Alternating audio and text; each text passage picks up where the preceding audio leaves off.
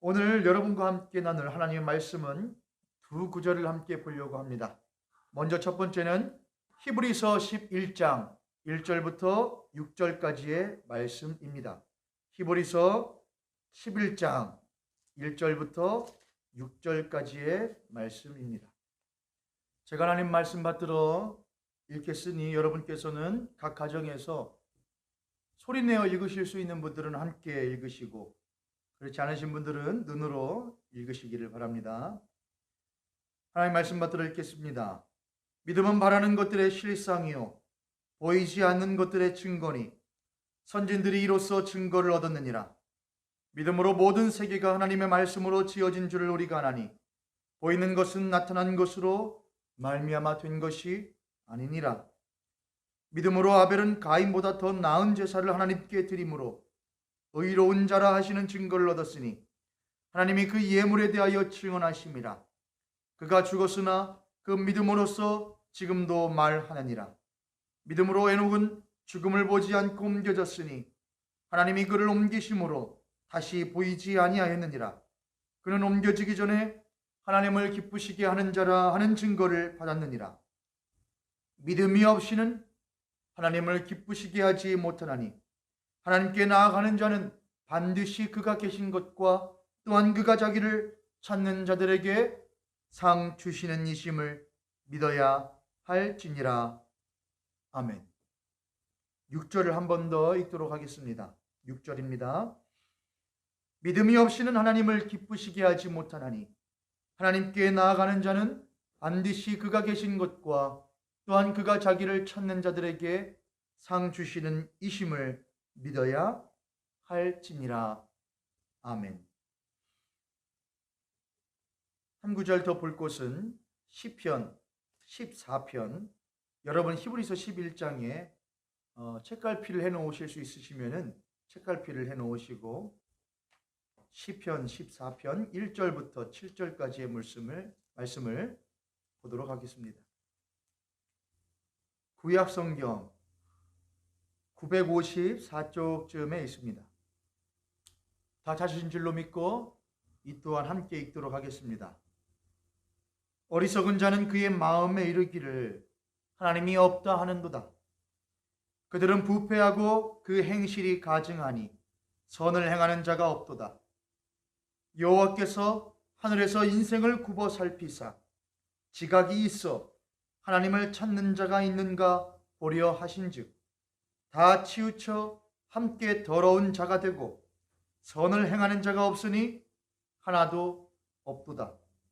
죄악을 행하는 자는 다 무지하냐? 그들이 떡 먹듯이 내 백성을 먹으면서 여호와를 부르지 아니하는도다. 그러나 거기서 그들은 두려워하고 두려워하였으니 하나님이 의인의 세대에 계심이로다. 너희가 가난한 자의 계획을 부끄럽게 하나 오직 여호와는 그의 피난처가 되시도다. 이스라엘의 구원이 시온에서 나오기를 원하도다.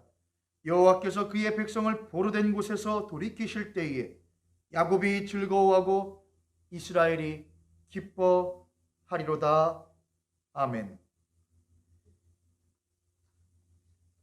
여러분과 함께 오늘 이 시간 사도신경 강의 5번째 시간으로 말씀을 나누도록 하겠습니다. 사도신경 강의 5번째, 오늘 말씀의 제목은 하나님의 존재가, 하나님의 계심이 불편한 인간이라는 제목으로 함께 말씀을 나누도록 하겠습니다.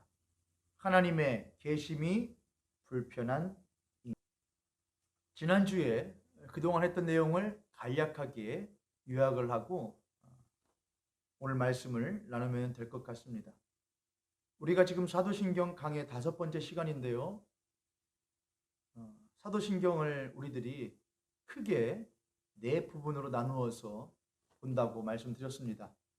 첫 번째는 성부 하나님에 대한 것, 둘째는 성자 예수 그리스도에 대한 것, 세 번째는 성령 하나님에 대한 것, 그리고 마지막 4번째는 교회 공동체에 관한 것, 이렇게 4가지로 나누어서 우리가 믿는 바가 무엇인지를 정리한다고 말씀드렸습니다.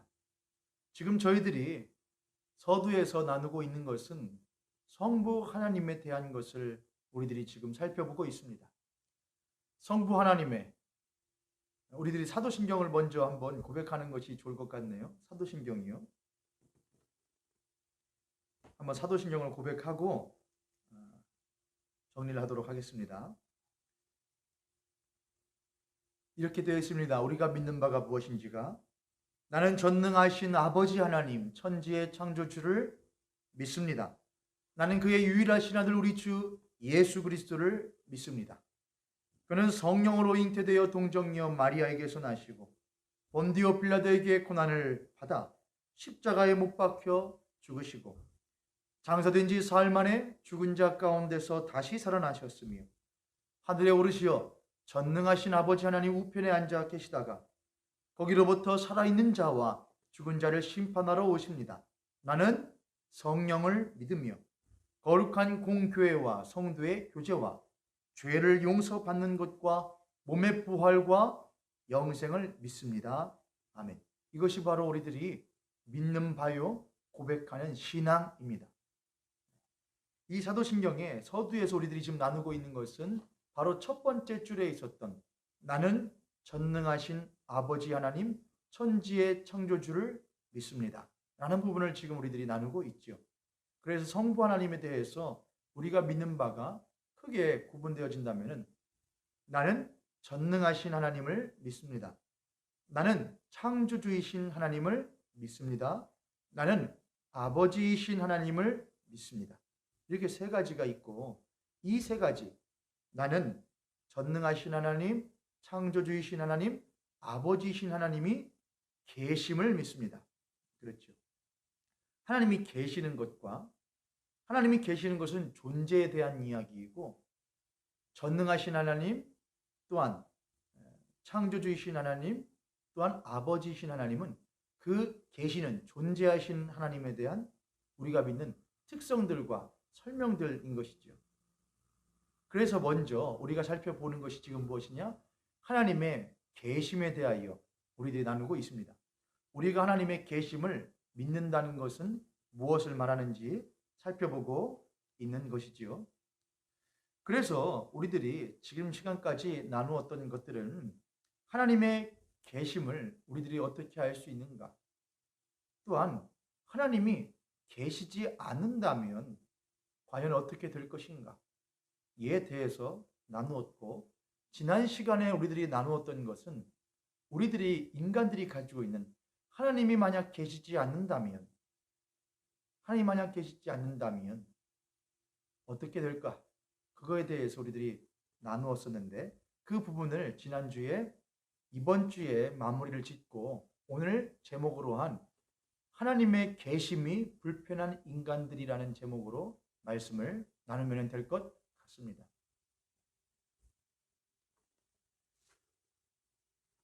지난주에 제가 말씀드렸던 설교 마지막에 말미했던 것은 인간에게 가지고 있는 욕망들이었습니다. 인간이 가지고 있는 욕구들 말하는 것이죠. 그래서 인간은 의미를 찾고 목적을 찾고 가치를 찾고 또한 사랑을 찾는다고 말씀드렸던 것 기억하십니까? 인간은 찾습니다. 인간은 추구합니다. 인간은 구합니다. 행복을 구하든 아무것도 하지 않는 것을 구하든 그 모든 것들이 다 인간이 무엇인가를 구한다는 것입니다. 언젠가 한번 서울시에서 주최하여서 아주 특이한 하나의 뭐라고 해야 될까요? 프로그램이라고 해야 될까요? 시합 경기였는데 무슨 경기였냐면은 이름이 멍때리기 대회였습니다. 멍때리기 대회. 그래서 서울시청 앞에 넓은 광장이 있는데 그 광장에 사람들이 모여서 전부 다 멍 때리고 있는 것이죠. 그것의 숨은 취지는 현대인들이 너무나 바쁘게 살아가고 잠시 숨고를 틈도 여유도 없기에 가끔은 한번 멍하게 아무것도 생각하지 않고 고민하지 않고 염려하지 않고 한번 멍 때려보자는 취지였을 것입니다. 일종의 정신적인 휴식을 주자는 의미였었겠죠. 그런데 여러분 그것조차도 아무것도 하지 않는 것은 아니죠, 여러분. 멍 때리는 것도 아무것도 하지 않는 것이 아니라 멍 때리는 것, 그것이 필요하다고 여기에 그것을 추구하고 구하고 있는 것 아니겠습니까? 이러한 것처럼 인간이라고 하는 존재는 절대로 움직이지 않고 정적으로 있을 수가 없는 존재입니다. 인간은 끊임없이 생산 활동을 하기도 하고 끊임없이 정신적인 생산 활동과 육체적인 물질적인 생산 활동을 끊임없이 해 나갑니다. 재미를 찾고 흥미를 찾고 쾌락을 찾고 더 나아가서 의미를 찾고 목적을 찾고 가치를 찾고 더 나아가 관심과 사랑을 추구하는 것이 인간의 존재적인 본성입니다. 그런데 우리는 여기에서 매우 중요한 몇 가지의 사실을 깨달을 수가 있습니다. 인간은 어찌 보면은 욕구의 또는 욕망의 집합체라고 할 수 있을 것 같습니다. 인간은 육체적으로, 정신적으로, 또한 영적으로 욕구를 가지고 있고 욕망을 가지고 있는 존재입니다. 인간이 육체적으로 가지고 있는 욕구는 식욕, 성욕, 배설욕, 수면욕 이런 것과 같은 우리들의 오감과 관련되어진 육체들의 욕구들이 있습니다. 이건 가장 바깥에 있는 육체적인 욕구인 것이죠.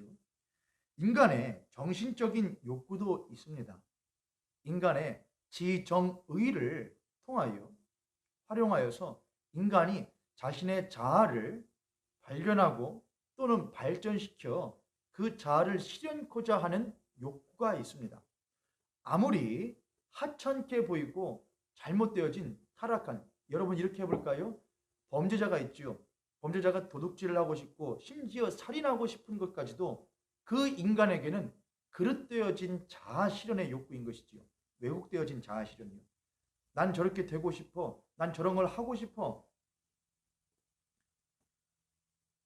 조금은 고상하게 보이는 것들도 있기도 하고 아주 왜곡되어져 버린 것들도 있기는 하나 그 모든 것들이 인간의 자아 실현의 정신적인 욕구라는 것은 부인할 수가 없습니다. 추구하는 욕구와 또는 그런 것을 추구하는 욕구 모두 다 인간의 정신적인 욕구라고 하는 것이지요. 또한 인간의 영적인 욕구도 있습니다. 흔히 사람들은 양심이라고 하는 것을 인간의 정신적인 욕구로서 구분하는 경우가 있는 것 같은데 엄밀히 따지면 양심이라고 하는 것은 인간의 정신적인 욕구를 벗어난 것이라고 말하는 것이 더욱더 좋을 것 같습니다.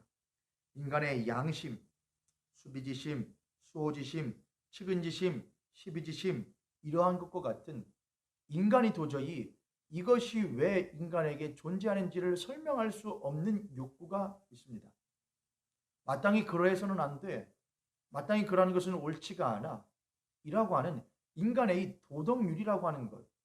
이것이 왜 인간에게 필요한가? 인간은 그것을 설명하기가 쉽지 않습니다. 어떤 이들은 물질주의자들은 그것 또한 인간의 어떠한 호르몬이나 인간의 어떠한 물질적인 반응에 의하여서 발현되어지는 것이라고 설명을 하기도 합니다. 어떤 이들은 인간이 공동체라고 하는 사회라고 하는 것을 구성하기 위하여 불가피하게 선택하는 것이 양심과 도덕률이라고 말하기도 합니다. 그러나 그들에게 묻고 싶습니다.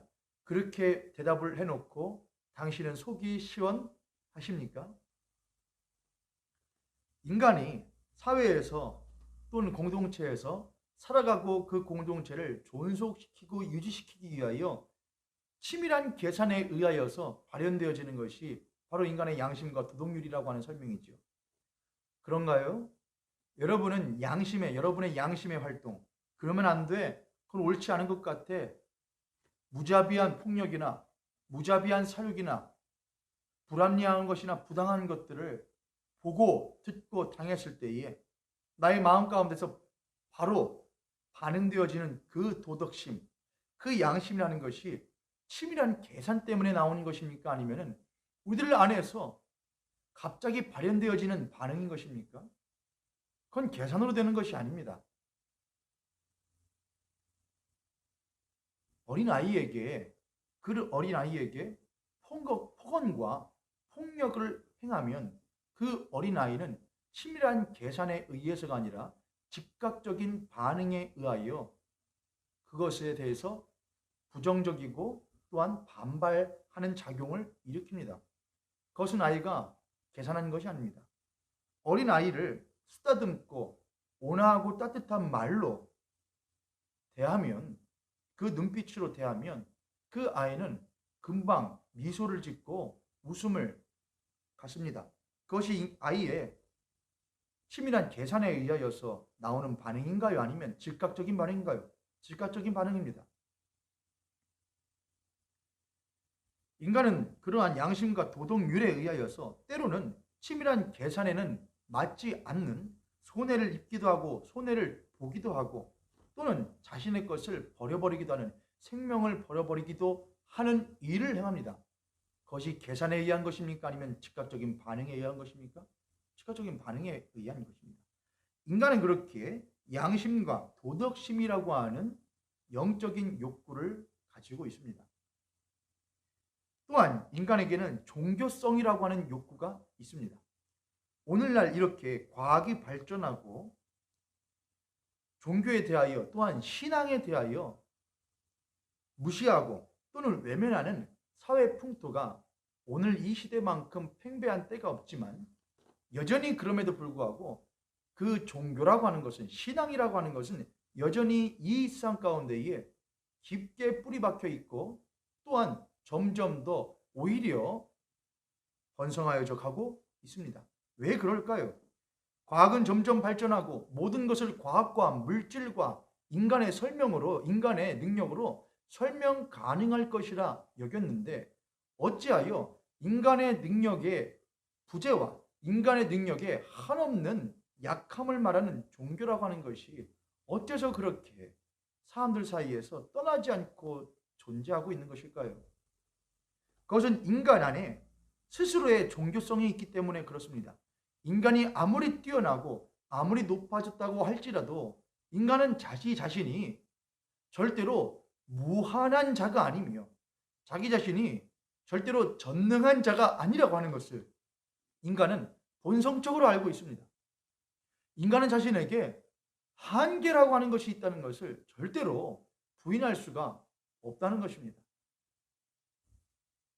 그러한 인간에게는 자신의 유한함과 자신의 무능함에 대한 반응으로서 종교성이 드러날 수밖에 없는 것이지요.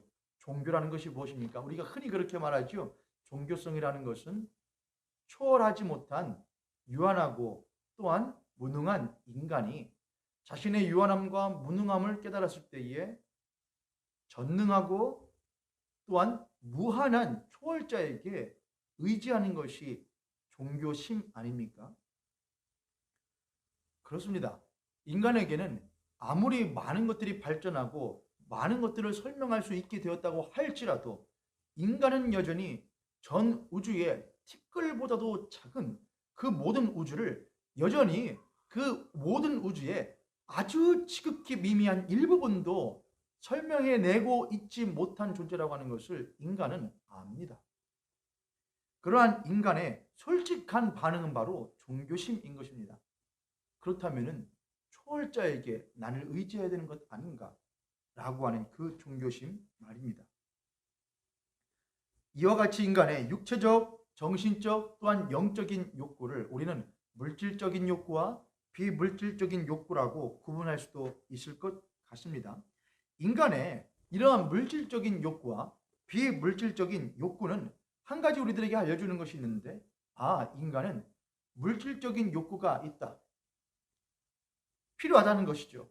난 있어야 해. 육체적으로는 먹고 마시고 만나고 생식을 하고 자고 해야 해. 나에겐 그런 것이 필요해. 육체적으로, 나에겐 정신적으로 필요해. 나의 자아실을 위하여 사람들과 만나고 대화를 하고 관계를 쌓고 공동체를 형성하고 책을 읽고 무엇인가 활동을 함으로써 나는 더 나은 사람이 되어진다는 것을 인간은 믿습니다. 가만히 정체되어서는 정체할 수도 없을 뿐만이 아니라 끊임없이 성장하고자 하는데, 그 성장하고자 하는 것이 욕구 아닙니까, 여러분? 성장하고 싶어, 더 크고 싶어, 더 잘 나가고 싶어. 그런데 그러한 욕구를 충족시키기 위해서는 인간은 그 자신의 욕구를 충족시키기 위한 것을 자기 스스로에게서 자가 발전할 수 없다는 것입니다. 그 어떤 인간도 스스로 자가 발전하며 스스로를 만족시키는 인간은 아무도 없습니다. 아무리 뛰어난 철학자요, 아무리 뛰어난 사상가라고 할지라도 그러한 생각을 자아 발전을 하기 위해서는 먼저 바깥에서 외력으로 주어지는 무엇인가 소스가 있어야만 합니다. 육체적으로도 근력을 키울 수는 있습니다. 근육으로 만들 수 있습니다. 덩치를 크게 만들 수 있습니다. 인간의 육체적 능력을 향상시킬 수는 있습니다.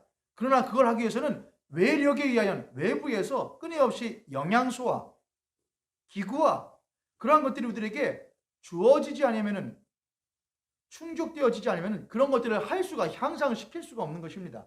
마찬가지로 인간전에 정신적인 욕구가 있는데 그러한 정신적인 욕구를 향상시키기 위해서는 외부에서 그러한 정신적인 욕구를 향상시키고 충족시킬 수 있는 소스가 들어오지 않으면 나아갈 수가 없다는 것이죠.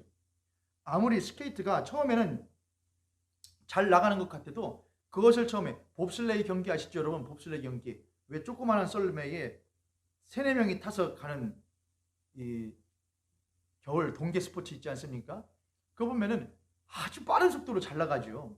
그러나 그렇게 잘 나가는 것이 처음부터 잘 나갑니까? 아니에요 여러분. 얼음판이 있어야 돼요. 그들이 타고 있는 썰매라는 것이 주어져 있어야 돼요. 또한 무엇이 있어야 되느냐? 낙차를 줘야 되는, 가속도를 붙일 수 있는 낙차를 준 기울기가 있어야 해요. 또한 그들이 뛰는 힘이 있어야 돼요. 반동이 있어야 돼요. 그 모든 것들이 주어질 때에 그 속도를 유지할 수 있는 것이죠. 아무리 우리들이 볼 때에 육체적으로 봅슬레이의 그 썰매처럼 잘 나가는 것처럼 보이는 사람이 있어도 그가 그렇게 잘 나가기 위해서는 주어지는 환경이 있어야 된다는 거예요. 처음부터 잘 나갈 수 없습니다. 아무리 잘 나가는 사상가와 당대의 철학자들이 있다고 할지라도 그들이 처음부터 그렇게 잘 나갈 수 있는 것은 아닙니다. 그들에게 주어진 사고할 수 있는 능력, 뇌가 있어야 해요. 뇌가 있다고 다 사고합니까? 짐승들은 뇌가 없나요 여러분? 다 있어요. 인간은 사고할 수 있는 뇌의 구조와 또한 크기가 있어요. 그게 어떻게 인간이 스스로 하는 것입니까? 주어져 있는 것이지요. 책을 읽을 수 있는 눈이 있어요. 말할 수 있는 구강 구조가 있어요. 들을 수 있는 귀가 있어요. 상호간에 소통할 수 있는 능력이 있어요. 그게 어떻게 인간에게 그냥 자가 발전하여 주어질 수 있습니까? 인간에게는 그런 것이 주어져 있습니다. 주어진 것이지요. 소스가요. 이 썰매가 탈 수 있는 썰매와 날카롭게 갈아진 날과 얼음판과 기울기와 모든 것들이 인간에게 주어져 있기 때문에 인간이 살 수 있는 겁니다, 여러분. 부정하실 수 있습니까? 아니요. 인간은 부정할 수 없습니다. 인간에게 그러한 물질적인 욕구가 있는데 그 욕구에 비례할 때에 인간의 스스로를 발전시킬 수 있는 능력은 지극히 작다는 것을 인간은 고백해야 됩니다. 지극히 작을 뿐만 아니라 원천적으로 이미 인간에게는 가진 채로 태어났다는 것이죠. 가진 채로. 이것은 한편 이러한 것을 의미하기도 합니다. 인간의 물질적인 욕구는 인간의 물질에 대한 의존성을 나타냅니다. 난 먹어야 살아. 인간이 무인도에 뚝 떨어져서 아무런 풀도 나지 않고 아무것도 없는 무인도에 뚝 떨어지면 어떻게 살 수 있습니까? 거기에 물 한 병 툭 떨어뜨려 본다고 생각해 볼까요? 생수 한 병? 인간은 그 생수에 의존할까요? 의존하지요. 거기에다가 콩 몇 개 떨어뜨려 준다고 생각해 보십시오. 의존할까요? 의존하지 않을까요? 의존하지요. 인간의 물질적인 욕구는 인간의 물질에 대한 의존성을 내포합니다. 인간의 비물질적인 정신적인 영적인 욕구는 인간이 비물질적인 것에 대하여 의존한다는 것을 동시에 내포하고 있다는 것입니다. 여러분 이것을 잘 이해하시기를 바랍니다. 인간에게는 그러므로 자신에게 물질적인 욕구와 정신적인 욕구가 있는데 그러한 욕구들은 모두 다 물질적인 욕구를 해결하기 위해서는 물질에 의존할 수밖에 없고 비물질적인 욕구를 해결하기 위해서는 비물질적인 것에 의존할 수밖에 없는 인간에게 한계가 있다고 하는 것을 인간이 솔직하게 고백하는 것을 우리들은 흔히 쉽은 말로 겸손이라고 하기도 하고 겸양이라고 하기도 합니다. 인간은 자신이 연약하고 또는 무지하며 적어도 완전한 존재는 아니라고 하는 것을 솔직하게 고백하는 것이 바로 인간의 겸손입니다. 이 세상에 그 어떤 인간이라도 자신이 완전하다고 말할 수 있나요? 인간이 아무리 만물의 영장이라고 아무리 말을 해도 그 만물의 영장인 인간이 완벽하고 완전 흠결이 없다고 말할 수 있나요? 무결하다고 말할 수 있나요? 그럴 수는 절대로 없습니다. 인간은 언제나 실수를 가지고 있고 실패를 하기도 하며 인간은 틀리기도 하는 것, 또한 인간은 없기도 하는 것, 인간이 할 수 없는 것들이 너무나 많다는 것을 인간은 고백하지 아니할 수가 없습니다. 의존하지 않고는 살 수 없다는 것을 인간은 솔직하게 알고 있습니다. 그러한 인간에게 반드시 나타나야 되는 자세가 바로 겸손이라는 것입니다. 겸손이요, 겸양이요, 존중이요. 반대로 자신이 그러한 의존적인 존재이고 또한 무엇인가를 이미 가지고 태어난 복받은 사람이라고 하는 존재라고 하는 것을 알지 못하는 인간에게서 두드러지는 특징인데 그것이 바로 무지입니다. 무지, 무식, 무지이죠. 다른 말로 하면 허세와 이기라고 할 수 있을 것 같습니다. 허세, 또한 이기, 자신만을 아는 것 말합니다. 시편 2편 1절부터 6절에는 이런 말씀이 있습니다. 시편 2편 1절부터 6절이요. 어찌하여 이방 나라들이 분노하며 민족들이 헛된 일을 꾸미는가? 세상의 군왕들이 나서며 관원들이 서로 꾀하여 여호와와 그의 기름 부음 받은 자를 대적하며 우리가 그들의 맨 것을 끊고 그의 결박을 벗어버리지 않은도다. 이게 무슨 말이냐면은 우리가 그들의 맨 것, 하나님께서 창조주라고 하는 전능자라고 하는 자들이 하는 자가 우리 인간을 의존적인 존재로 만들고 우리에게 유한한 존재로 만들려고 하는 그 속박과 결박을 끊고 풀어버리자라고 말한다는 것입니다. 우리가 왜 그런 것에 결박받고 속박받아야 되는가? 우리는 우리 스스로도 능력이 있으며 우리 스스로도 한없이 자유롭고 행복할 수 있는 존재들이라 라고 말한다는 것이죠. 중요한 것은 여호와가 계신다는 것입니까? 안 계신다는 것입니까? 계신다는 것입니다. 벗어버리지 않는도다. 4절입니다. 하늘에 계신 이가 웃으시며 주께서 그들을 비웃으시려다. 그때에 분을 바라며 진노하사 그들을 놀라게 하여 이르시기를 내가 나의 왕을 내 거룩한 산 시온에 세웠다 하시리로다. 아멘. 오늘은 때때로 아주 어린 아이와 아이를 상대할 때에 또는 나이는 10대가 되었고 20대가 되었고 40대, 50대가 되었음에도 불구하고 여전히 어릴 때의 치기를 가지고 있는 인간을 만날 때에 우리는 한없는 인간에 대한 비통함과 인간됨에 대한 한없는 자괴감을 가질 수밖에 없게 됩니다. 어찌하여 저 사람은 저렇게밖에 살지 못하는가 라고 하는 것이죠. 어린 아이들은 겸손이라는 것을 배우기가 쉽지가 않습니다. 저한테 딸이 하나가 있지 않습니까? 그런데 이 딸아이가 주변에서 대개는 오냐오냐 하겠지요. 저도 그렇고요. 안 하려고 노력하지만 저도 어린 시절에 아버지와 함께 씨름하는 것을 자주 했습니다. 제가 초등학생 때였으니까 제가 초등학생이었을 때에 저희 아버지는 아마 40대셨겠죠. 30대셨겠죠.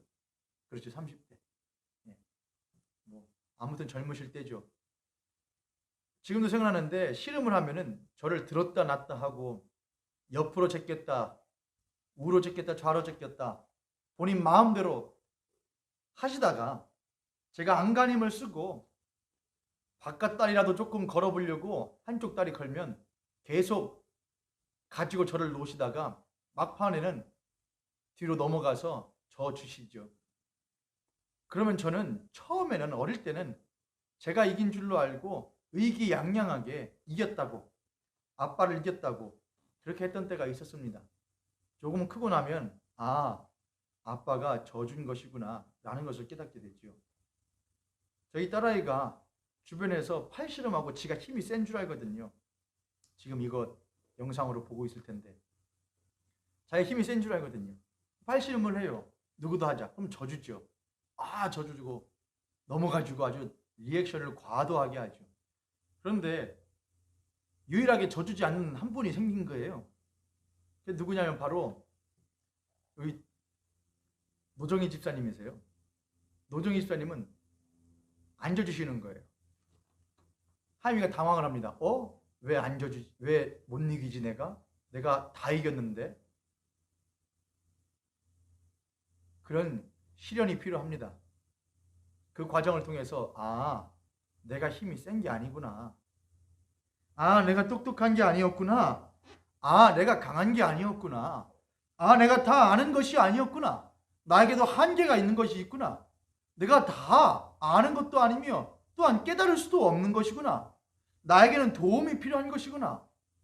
라고 하는 것을 인간이 알 때에 인간은 비로소 성숙하게 됩니다. 인간은 그렇게 함으로써 이 길을 벗어나서 이 타로 나갈 수 있게 되는 것입니다.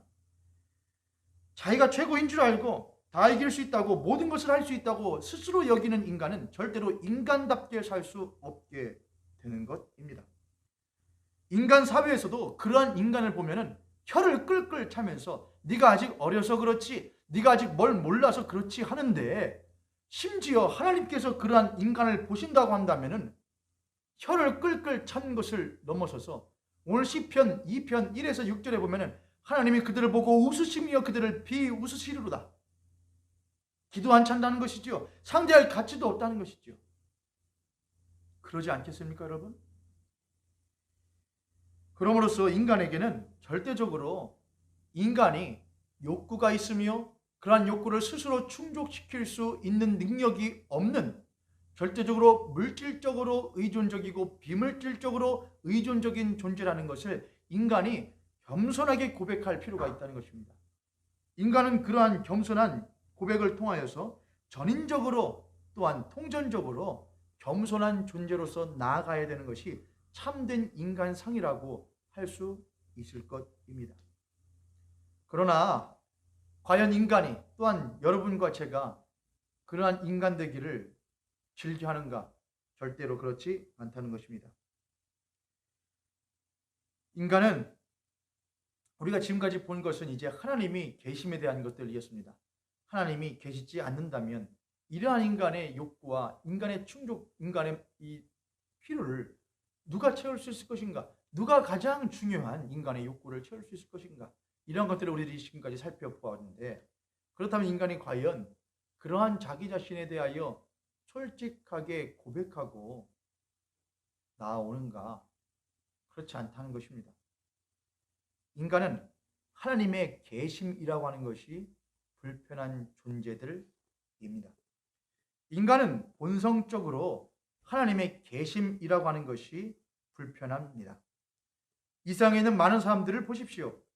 무신론자들, 신은 없다고 하는 자들, 물질주의자들, 모든 것들은 그저 물질에 의한 물질의 충돌과 물질의 화합에 의하여서 일어나는 화학작용들일 뿐이지 그 이상도 그 의미도 없다고 말하는 물질주의자들, 과학만능주의자들, 과학으로서 모든 것을 설명할 수 있고 모든 것을 행할 수 있다고 믿는 과학신봉자들, 허무주의자들, 이도 아니고 저도 아니고 아무것도 없다고 허무함을 말하면서 허무를 마치 자랑인 것처럼 여기는 이들, 현실주의자들, 어차피 그저 보이는 것이 다인데 지금 보여지는 우리가 경험하고는 이 현실 세상에서 살아가는 것도 벅찬데 보이지 않는 것은 내가 알 바가 뭐람?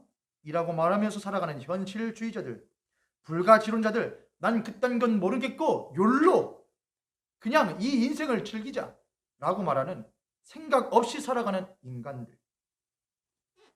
무신론자, 물질주의자, 과학만능주의자, 허무주의자, 현실주의자, 불가지론자들, 이 모든 이들은 하나의 대답으로서 통일되어질 수 있습니다. 싫다입니다. 나는 신이 있는 것이 싫다라는 것이죠.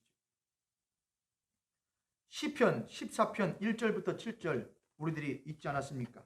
시편 14편 1절부터 7절에 이렇게 쓰여 있습니다. 1절, 어리석은 자는 그의 마음에 이르기를 하나님이 없다 하는도다. 그들은 부패하고 그 행실이 가증하니 선을 행하는 자가 없도다. 여기서 말하는 선이라고 하는 것은 인간이 자신이 절대적으로 의존할 수밖에 없는 의존적인 존재라는 것.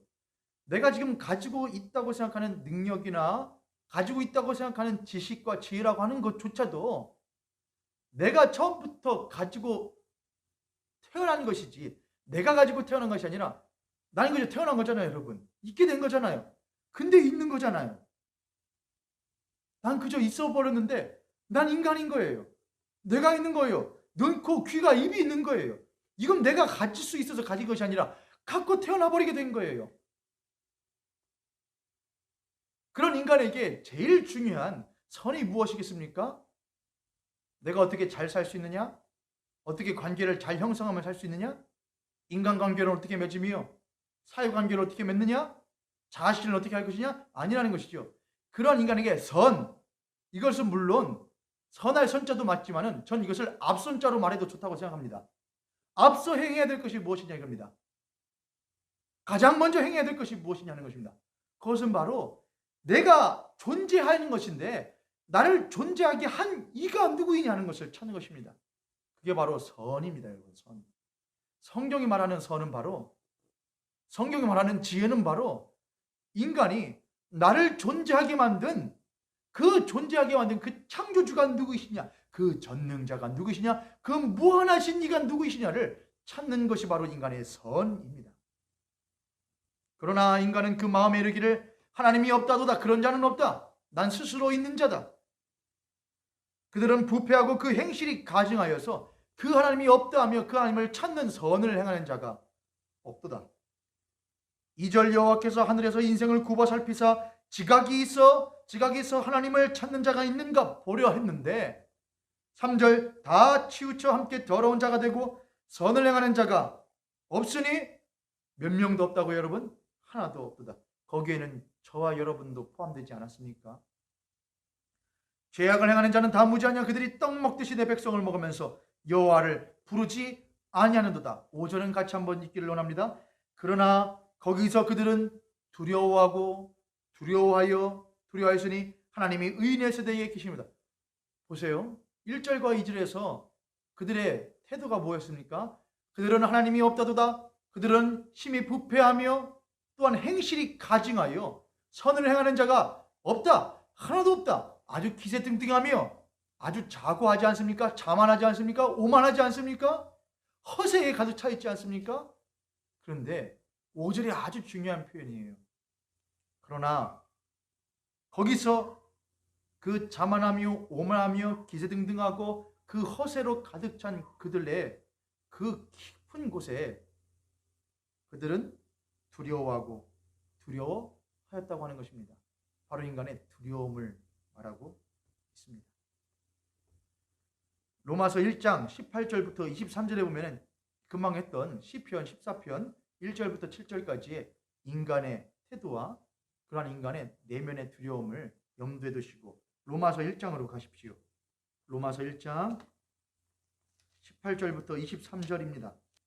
여긴 너무나 제가 설교하면서 많이 읽었기 때문에 여러분 다 아시리라 생각합니다. 로마서 1장 18절부터 23절. 하나님의 진노가 불의로 진리를 막는 사람들의 모든 경건하지 않음과 불의에 대하여 하늘로부터 나타나니, 여기서도 말하는 경건하지 않음과 불의라고 하는 것, 경건치 않음과 불의라고 하는 것은 하나님을 찾지 않으며 그 하나님으로 하여금 살고자 하는 것이 없는 것이 바로 불의와 경건하지 않음입니다. 여러분이 그냥 생각하는 육신의 그런 것도 나중에는 열매로서 맺혀지는 것이지만 본질적인 문제는 하나님을 찾지 않으며 하나님이 계심이 불편한 인간의 본성을 말하는 겁니다. 이는 하나님을 알만한 것이 그들 속에 보임이라. 하나님께서 이를 그들에게 보이셨느니라. 창세로부터 그의 보이지 아니하는 것들 곧 그의 영원하신 능력과 신성이 그들에게 분명히 보여 알려졌나니 그러므로 그들이 핑계하지 못할지니라. 핑계할 수 없다는 것입니다. 뭐요? 난 욕구로 가득 찬 존재야. 난 욕망의 집합체인 인간이야. 난 그런 욕망을 충족시키기 위하여 끊임없이 많은 것들, 물질과 비물질에 의존할 수밖에 없는 존재야. 그걸 인간이 핑계할 수 없다는 것입니다. 아니라 할 수 없다는 것입니다. 그러나 그들은 하나님을 알되 하나님을 영화롭게도 아니하며 감사치도 아니하고 오히려 그 생각이 허망하여지며 미련한 마음이 어두워졌나니 스스로 지혜 있다 하나 어리석게 되어 썩어지지 아니하는 하나님의 영광을 썩어질 사람과 새와 짐승과 기어다니는 동물 모양의 우상으로 바꾸었느니라. 하나님은 그들을 지으시고 창조하시며 모든 것을 그들에게 허락하여 주셨는데 그들은 그것이 싫다는 것입니다. 하나님의 그러한 계심이 불편하다는 것입니다. 내가 죄송합니다 여러분, 과한 표현을 써서 내가 아주 폼나게 살더라도, 과한 표현을 쓰지 않으려고 여러분, 아주 내가 폼나게 살고 이 모양 이 꼴 아주 처참하게 산다고 하더라도 난 하나님께 손 벌리지 않겠다고 하는 것입니다. 난 그냥 하나님 없이 살겠다는 것입니다. 내가 그냥 지옥에 간다고 하더라도 그건 내가 선택한 것이니까 내가 가겠다고 하는 것입니다. 리차드 도킨스라고 하는 사람을 아십니까? 이기적 유전자라고 하는 책으로서 아주 공전의 히트를 치면서 유명세를 탔었던 사람이지요. 리차드 도킨스라고 하는 사람 과학자냐? 자신은 과학자라고 말하는데 그는 과학자가 아닙니다. 그는 신앙인입니다. 신앙인. 그가 이렇게 말했던 적이 있었습니다. 리차드 도킨스라고 하는 하나님은 없다. 인간은 진화의 산물일 뿐이다라고 말했던 그 리차드 도킨스라고 하는 그 사람이 말했던 게 있었는데, 하나님이 자신의 계심을 나에게 혹 보여준다고 치자. 나 이렇게 살아있어. 나 있어라는 것을 리차드 도킨스에게 명확하게 부정할 수 없는 사실로서 나에게 보여준다고 한다면 나는 그런 하나님을 믿는 것보다, 그러니까 기적을 보여주고 아주 부정할 수 없는 것으로 나에게 보여주어서 자신의 살아계심을 하나님이 나에게 보여준다고 하더라도 난 그런 하나님을 믿는 것을 선택하느니, 그런 하나님을 인지한 내 인지 능력이 잘못되어졌다. 그러니까 내가 정신병에 걸려 있다고 하는 것을 택하겠다. 그렇게 말을 했거든요. 그러니까 나는 하나님이 계시다는 것을 내가 부정할 수 없는 사실로 나에게 증명되어진다고 한다면은, 그렇다면 나는 하나님을 믿을 것인가? 증명되어져도 아니, 나는 하나님을 믿는 것보다도 그 하나님이 증명되었다고 믿어버리는 내가 정신병에 걸렸다고 나는 생각하는 것을 믿겠다고 했다니까요, 여러분. 그럼 그 사람이 과학자예요? 신앙인이요? 신앙인이에요, 여러분. 신앙인이요. 과학은 철저하게 검증하고 증명되어지면은 믿는 것이 과학 아닙니까? 그것에 의해서만 실험하고 가설을 세우고 실험하고 증명되어지면 믿는 것이 과학이라며요. 그 사람이 책에 끝까지 쓰는 것이 그거 아닙니까? 그러나 그는 처음부터 목적을 정해놓고 책을 쓰고 있었습니다. 무엇을요? 나는 아무리 증명되어도 하나님 믿지 않으니까 나는 하나님이 싫어해요. 싫어. 그러나 그만 그렇습니까? 아니요. 이 세상에 수많은 사람들이 그러하며 혹 여러분과 제가 그러할 수도 있지 않습니까? 그렇게 인간은 본성적으로 하나님의 계심이 불편한 존재들입니다. 하나님이 없다 하는 존재들입니다. 그렇다면 우리는 한번 생각해 봐야겠습니다. 인간이 그렇게 하나님이 계신 것이 왜 불편할까? 그들은 왜 하나님이 계시는 것을 그렇게 싫어할까? 하나님이 계시면 좋은 것 아닌가? 좋은 것 주시고 많은 것 주시고 나를 상 주고 좋은 것 아닌가? 그들은 왜 하나님이 계신 것을 불편해 하는 것인가? 그 이유는 무엇인가를 한번 생각해 봐야 될 것입니다. 그리고 그러한 하나님의 계심이 불편한 인간들의 숨겨진 두려움, 공포에 대해서 살펴봐야 될 것 같습니다. 우리는 앞서 인간이 유한한 존재요, 철저하게 의존적인 존재라고 하는 것을 우리들은 살펴보았습니다. 그런데 인간이 자신이 유한한 존재라고 하는 것을 알고 또한 그것을 받아들이는 것이 과연 쉬운 일일까요? 절대로 그렇지 않습니다. 왜냐하면 유한자에게는 피할 수 없는 숙명이 있기 때문에 그렇습니다. 뭘 피할 수가 없나요? 예, 유한자이기 때문에 이 유한자인 이 인간이라는 존재는 어쩔 수 없이 숙명적으로 한계, 유한은 한계가 있다는 말이잖아요. 여러분. 한계를 피할 수가 없습니다. 인간은 끊임없이 움직이지 않으면, 자기를 개발하지 않으면, 외부로부터 무엇인가를, 물질과 비물질을 계속해서 머리로는 지식을 쌓고 지혜를 집어넣고 감정으로는 사랑을 넣고 관심을 넣고 육적으로는 맛있는 것과 영양소를 섭취하여 스스로를 계속해서 개발하려고 하지 아니하면은 한계를 맞이할 수밖에 없는 존재라는 것을 인간은 압니다. 그래서 건강 프로가 그렇게 유행을 하는 것이고, 그래서 그렇게 SNS가 활발해지는 것이고, 그래서 그렇게 과학과 기술이 발전하는 것입니다. 왜요? 안 하면 죽는다는 것이거든요. 정치하면 죽는 거야. 죽을 수 없어. 살아야 해. 더욱더 발전해야 돼. 더욱더 나아가야 돼. 더욱더 진보해야 해. 왜요? 그렇지 않으면 죽어. 뒤처지면 끝나는 거야. 물질적으로 병들고 나약해지고 유약해지는 거야. 정신적으로 뒤처지고 사회에서 도태되어지는 거야. 철저하게 이러한 인간의 사고는 진화론에 아주 부합된다고 말할 수 있습니다. 진화론이 말하는 게 뭐예요, 여러분? 약육강식이잖아요. 자연 도태잖아요. 적응하지 못하면, 약하면 살 수 없어. 강해져야 해. 많은 것을 얻어. 그러한 인간의 모습은 창세기에서도 우리는 찾아볼 수 있었습니다. 가인의 모습에서도 그랬고요. 바벨탑의 사건에서도 그렇고, 노아의 홍수의 사건에서도 그랬습니다. 인간은 끊임없이 강해지길 원했습니다. 왜요? 자신이 유한하거든요. 강해지지 않으면 죽거든요. 자신이 한계를 가진 인간이라는 것을 알거든요. 인간의 그 피할 수 없는 숙명으로서의 한계, 공포, 성경은 그것을 다른 말로 사망의 공포라고 말을 합니다. 잃을 수밖에 없고, 육신의 힘을 잃을 수밖에 없고, 정신의 힘을 잃을 수밖에 없고, 영적인 힘을 잃을 수밖에 없고, 그래서 마침내 사망에 이를 수밖에 없는 한계를 가진 존재라고 하는 것을 인간은 절대로 피할 수가 없습니다. 그러면 그러한 인간은 자신의 그러한 유한함의 공포를, 두려움을, 사망의 공포를 어떻게 극복하고 피할 수 있을 것인가? 인간이 택한 유일한 길은 딱 하나였습니다. 사실은 인간은 하나님을 찾았어야 됐습니다. 나는 이렇게 유한하구나. 난 이렇게 부족하구나. 난 이렇게 미약하구나. 그것이 바로 겸손한 마음입니다. 그것이 바로 철저하게 낮아진 마음입니다. 그 가운데서 나를 바라보시고 나를 붙드시는 하나님을 향하여 나아가는 것이 바로 인간이 택해야 될 방법이었는데, 인간은 그 자리에서 다른 방법을 택합니다.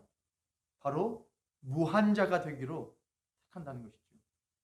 유한한 인간, 유한하기 때문에, 한계를 가지고 있기 때문에, 본성적으로 태생적으로 유한함을 가지고 태어났기에 숙명적으로 사망이라는 것을 피할 수 없고, 그 사망이라는 것을 맞닥뜨릴 수밖에 없는, 약하여지고 도태되어지는 것에 대한 두려움을 가질 수밖에 없는 인간이 택한 방법은 바로 무엇이냐? 그렇다면 그 무엇에게도 뒤처지지 않고 그 누구에게도 잡혀먹지 않는 강한 자, 무한한 자가 되기로 택했다고 하는 것입니다. 성경은 그것을 끊임없이 말을 합니다. 창세기부터 요한계시록까지 성경은 인간의 그러한 모습을 말합니다. 이스라엘 백성들을 보십시오. 이스라엘의 역사는 이스라엘 백성들이 항상 그 모습으로 점철되어져 있습니다. 하나님 끊임없이 나를 찾으라, 내가 너에게 양식을, 내가 너에게 생명을, 내가 너에게 사랑을 주리라 말했지만, 이스라엘은 난 그런 거 필요 없다고, 내가 원하는 사랑은 그런 것이 아니었다고, 내가 원하는 양식은 그런 것이 아니었다고 그냥 나 간섭하지 말라고. 당신의 도움 필요 없이 내가 필요하면 말할 테니까 그냥 내가 살아갈 수 있게, 내 마음대로 살아갈 수 있게 내버려 두라고 하는 것이 인간이었습니다. 이스라엘 백성들이었습니다. 그것이 바로 우리입니다. 인간은 스스로가 하나님이 되기로 작정한 것이었습니다. 창세기 3장 3에서 6절에 보면은 사단이 와서, 뱀에게 들어가 사단이 와서 아담과 하와를 유혹할 때에 그렇게 하지 않습니까? 야, 하나님이 진정 그것을 먹으면 죽는다고 했냐? 아니야. 그것을 먹으면 하나님이 너도 하나님처럼 될까봐 그래서 먹지 말라고 하신 거야. 그때 사람은 무엇이라고 대답했어야 됐습니까? 겸손함으로 나아갔어야 됩니다. 하나님을 경외하는 마음으로 나아갔어야 됐습니다. 아니, 하나님은 내가 하나님처럼 되는 것을 기뻐하시지 않을 뿐 아니라 나도 내가 하나님처럼 되는 것을 기뻐하지 않아. 난 내가 누구인지 알아. 나는 내가 누구냐, 나 자신을 알아. 난 내가 어떤 존재인지를 알아. 나는 부족하며 연약하며 도움 없이는, 공급 없이는 살 수 없는 존재라는 것을 알아. 나는 육체적으로도 공급 없이는 살 수 없고 정신적으로도 공급 없이 살 수 없고 나는 영적으로도 공급 없이는 살 수 없는, 이 모든 것을 우리들에게 허락하여 주시는 참되신 하나님 없이는 살 수 없는 존재라는 것을 나는 알아. 그러고 나는 그것을 먹을 필요가 없어. 왜요? 나는 선과 악을 알게 하는 나무의 실과를 먹어 하나님이 될 필요가 없어. 왜요? 그 하나님이 나의 하나님 되시며 그 하나님이 나의 아버지 되심을 내가 믿고 또한 함께 동행하고 있기 때문이야 라고 대답했어야 됐습니다. 그러나 오늘 이 시대에 부패한 마음을 가진 인간들이 이렇게 말하죠. 뭐하러 그렇게 살아? 속박을 풀어버려. 시편 2편에 있는 것처럼요. 속박을 풀어버리고 결박을 풀어버리자. 왜 우리가 하나님만 보며 살아야 돼? 왜 그분에게 붙들어 살아야 돼? 우리 마음대로 한번 살아보자. 결박을 풀어버리고. 그들에게 그게 결박이었습니다. 허세와 치기로, 이기로 물들어 있는 그들에게는, 미련한 그들에게는 그것이 결박이었던 모양입니다. 그것이 속박이었던 모양입니다. 그것이 그렇게 답답했던 모양입니다. 그것이 우리를 향한 하나님의 사랑의 끈이요, 우리를 향한 생명줄인 줄 그들은 알지 못하고 그들은 그것을 끌어버리고 망망대해로 쓸려나가기를 스스로 선택을 했습니다. 아담과 하와도 그렇게 대답해야 되는 것이 마땅했지만 그들은 그 게임에 넘어가 그것을 먹을 수밖에 없는 존재였습니다. 그것이 인간입니다. 그들은 그것을 먹고 무한자가 되기로 선택을 했습니다. 창세기 6장 5절에 보면은 노아의 홍수 이전에 이 세상과 사람의 모습에 대하여 이렇게 말을 하고 있습니다. 창세기 6장 5절입니다. 여호와께서 사람의 죄악이 세상에 가득함과 그의 마음으로 생각하는 모든 계획이 항상 악할 뿐임을 보시고, 마음에 생각하는 것과 계획하는 모든 것이 항상 악할 뿐이래요. 그것이 인간이에요. 그 악함이 뭐라고 여러분? 죽이고 때리고 빼앗고 하는 그 모든 것들은 열매에 불과해요. 여러분, 왜 그렇게 빼앗아요? 왜 그렇게 취하려고 그래요? 왜 이렇게 죽지 않으려고 그래요? 두렵기 때문에 그런 거예요. 더 가져야, 더 쌓아야, 더 튼튼하게 해야, 그래야 죽지 않아, 그래야 도태되지 않아. 그 두려움 때문이에요. 그래서 그렇게 열심히 살아요. 사사기 21장 25절은 사사기의 맨 마지막 구절입니다. 거기에 이렇게 쓰여 있습니다.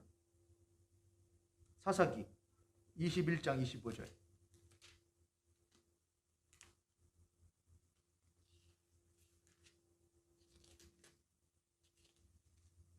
사사들이 치리했던 때에 가장 말미에 이렇게 고백하고 있는 것이죠. 사사기 21장 25절. 그때에 이스라엘의 왕이 없으므로 사람이 각기 자기의 소견에 오른 대로 행하였더라. 여기서 말하는 그 왕이라는 건 세상 임금을 말하는 것이 아닙니다. 그들의 통치자 되시며 그들의 전능하신 하나님, 창조주이신 하나님, 그들의 아버지이신 하나님, 왕이신 하나님이 계시지 않는다는 것은 그들이 버렸다는 것을 말합니다. 거부했다는 것이죠. 그러므로 그들은 자기의 속에 넣은 대로 하나님의 의사에, 하나님의 의견에, 하나님의 의중에 상관없이 자기의 소견에 오른 대로 자신이 하나님 되어 살아가기를 선택했다고 하는 것입니다. 그러한 스스로가 무한한 자라고 생각하는 자들은 실제로 무한하신 하나님을 유한한 존재로 바꿔버립니다. 그것이 바로 로마서 1장 24절부터 나오는 내용들입니다. 그럼 인간이 하나님을 버리면 하나님이 버려지게 되나요? 인간 하나님을 없다면 하나님이 없게 되시는 건가요? 인간이 하나님을 타락한 분이라고 말하면 그분이 타락한 분이 되시는 건가요? 아니요. 인간이 아무리 태양을 향하여서 저 태양 없어. 태양은 전혀 나에게 영향을 끼치지 못해. 그럼 태양이 없는 건가요? 나는 아무리 태양이 쨍쨍 내리쳐도 에어컨 빵빵하게 틀어놓고 있으면은 아무리 태양이 나를 땡땡 내리쳐도 아무 문제가 없어. 바보죠? 그 인간이 태양이 없다 그렇게 한다고 태양이 없습니까, 여러분? 태양 열기가 사그라듭니까? 그 태양이 1cm만 지구에 가까이 와도 그 말 못하게 될 겁니다. 그 태양이 10cm만 가까이 와도 그 인간은 두 손 두 팔 들 수밖에 없을 겁니다. 있어요, 있어. 태양이 있어. 부정할 수 없어. 그러나 인간은 마음이 미련하여지고 부패해져 어두워져서 그 태양이 없다고, 아니 태양보다 더 높으시며 높을 뿐 아니라 비할 바 없으신 그 하나님을 없다고 했다는 겁니다. 말이 안 되는 일이 일어난 것이죠. 버려버렸습니다. 인간은 무한하신 하나님을 버렸고 아버지이신 하나님을 버려버렸고 창조주이신 하나님을 부정했고 전능하신 하나님을 내쳤습니다. 그랬을 때 하나님은 그들을 이렇게 하죠. 하나님이 그들을 그들의 더러움 가운데 내버려 두사 이렇게 하셔요. 내버려 둔다는 것은 밀어버렸다는 겁니까, 여러분? 내버려버렸다는 겁니까? 아니, 여러분. 하나님은 그들에게 끊임없이 붙드시고 땡기시며 하시는데 그들이 멀리 스스로 간다는 거예요. 어둠 가운데로. 하나님은 그들을 붙들지 않으셨다는 걸 말합니다. 그들 스스로 가는 것을 막지 않으셨다는 것이에요. 사랑하는 우리 모여있는 성도님들, 하나님이 계심을 믿으십니까? 우리 형제와 자매님들, 성도님들, 하나님이 정말 계심을 믿으십니까? 그렇다면 여러분은 하나님을 하나님답게, 계신 하나님답게 섬기고 계십니까? 여러분, 하나님을 참으로 하나님으로부터 내가 멀어지는 것이, 내버려지게 되는 것이 두려운 마음으로 혹시 살아가고 계십니까? 하루하루 살아가실 때에, 한 주간의 삶을 살아가실 때에 내가 하나님과 얼마만큼 가까이 있는가를 염두하면서 살아가고 계십니까? 만약 그렇지 못하신다고 한다면 저와 여러분도 여전히 아담과 하와와 같이, 노아의 때와 같이, 사사의 시대 때와 같이, 또한 이 시대의 사람들과 같이 우리는 하나님이 계심을 입으로는 믿는다고 고백하지만 실제로 마음으로 믿어 고백하는 자들은 아닐 수도 있지 않겠습니까?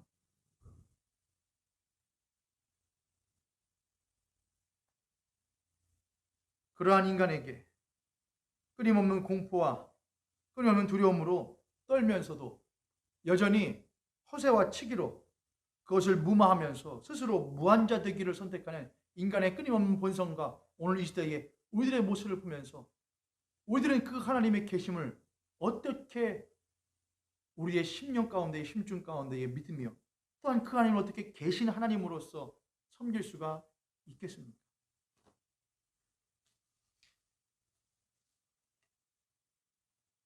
어떻게 하면 우리들은 그 공포를, 두려움을 넘어서 하나님 앞에 기쁨과 감사와 또한 경외함으로 나아갈 수가 있겠습니까?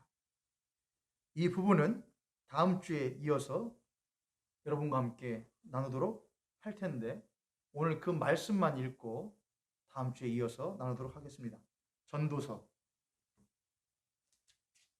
시편, 잠언, 전도서입니다. 전도서 12장 11절부터 14절까지의 말씀입니다. 전도서 12장 11절부터 14절. 구약성경 959쪽쯤에 있습니다. 지혜자들의 말씀들은 찌르는 채찍들 같고 회중의 스승들의 말씀들은 잘 박힌 못 같으니 다 한 목자가 주신 바이시니라. 내 아들아, 또 이것들로부터 징계를 받으라. 많은 책들을 짓는 것은 끝이 없고 많이 공부하는 것은 몸을 피곤하게 하느니라. 일의 결국을 다 들었으니, 지금까지 전도서에서 솔로몬이 한 것이 그거였거든요. 헛되며 헤아려 모든 것이 헛되다.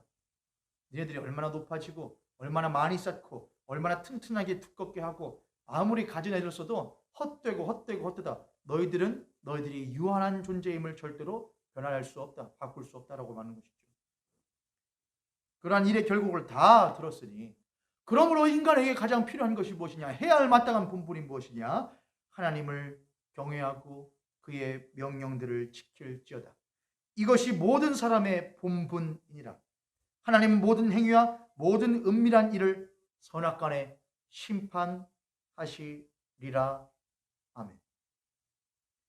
다음 시간에는 하나님의 계심이 불편한 인간과 그러한 인간들에게 피할 수 없는 숙명으로서의 사망, 또한 심판, 그리고 그러한 것으로부터 인간이 피할 수 있는 유일한 방법, 그것에 대해서 다음 시간에 나누도록 하겠습니다.